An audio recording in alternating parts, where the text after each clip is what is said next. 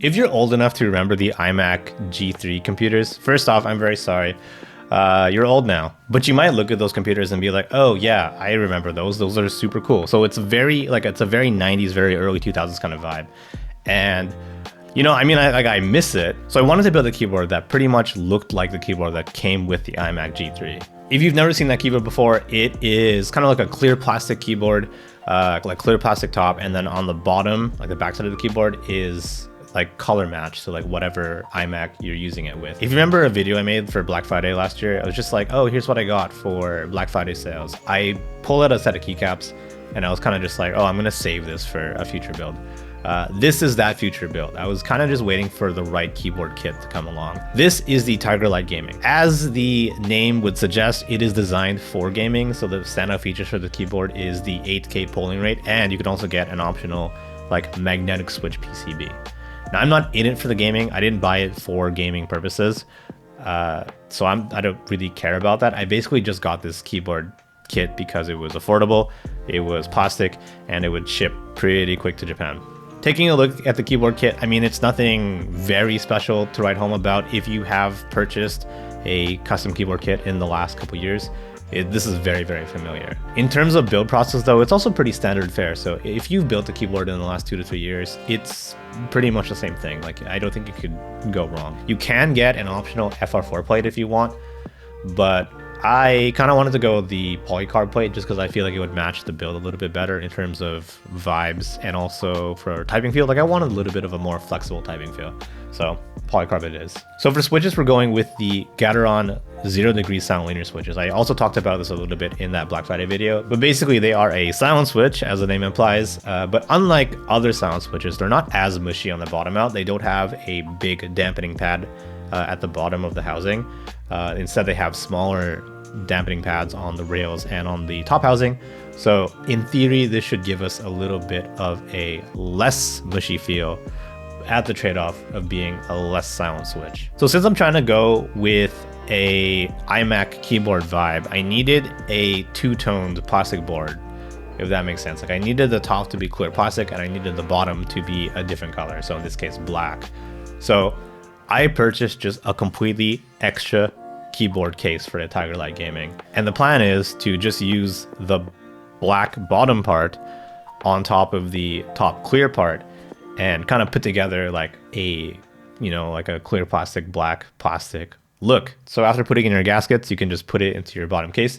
So we are using the black bottom, and then the top casing goes on, which in this case is the clear plastic. Screw it together, and that is it. That is how you put this keyboard together. It's pretty simple. Like I said before, if you built a keyboard in the last 2 to 3 years, you pretty much know how to do it. So putting the whole thing together, I mean, I kind of like it. I know I say that a lot about most of the keyboards that I build, but after using it for a little bit, I mean, it has grown on me, for sure.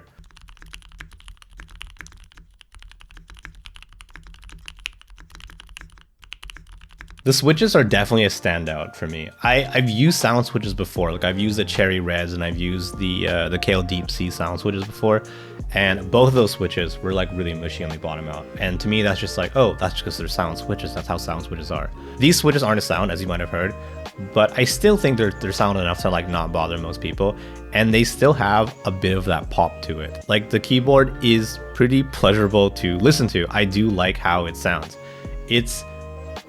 It still has character despite being a silent switch. I think it sounds kind of weird, but I do like how it is like a silent-er poppy sound. But yeah, this is it. This is the completed build. So this is our, GMK extended 24-day keycap set for that classic Mac font. And then we have our clear plastic top and our kind of darker plastic bottom. And the whole thing put together, you do get a little more of a retro styled board. I'm really trying to go for that mid 2000s look, and I mean, it's kind of there. I know I mentioned in my Neo 75 video that I don't use the F row on a 75% keyboard and I just use it as a macro row. That's like extra true for a TKL. Like, I haven't used a TKL in a long time because I simply just don't use a lot of those extra keys. Like, when is the last time you've used scroll lock or pause break? Now be honest with me. Like, really be honest. When was the last time you've hit those keys on purpose? I can see some people using print screen, to capture screenshots, but I actually don't use print screen. I use a Windows key Shift S shortcut, or on Mac I'll use Command Shift and 4 to kind of get like to draw out my screenshot. So I don't use print screen, and I haven't thought to use print screen in a long time. So I'm basically using those 3 keys as media control. So media back, media forward, and media pause play, and that's it. I thought I might hate the TKL size. Like, I've been using smaller boards on purpose just because I appreciate the extra desk space, the extra mousing space. And like I said, I just don't use a lot of those keys. But a TKL isn't that much bigger than a 75%. So it's kind of okay. But I really just feel like I wouldn't go larger than a TKL. In fact, I don't know like what would be larger, like a 97% maybe with the numpad. And outside of some very niche applications for myself, I don't use the numpad. So I've been using the keyboard for a few days now, and I feel like I might have captured a nostalgic vibe, kind of like the 2000s vibe. But if I think about the Mac keyboard specifically, I'm not sure I hit the mark. And I think I know why. So we look at the actual iMac G3 keyboard. We can see here that it's not really a TKL size. It's closer to like a 97% keyboard. Like, it's almost a full-size keyboard just without the initial nav cluster.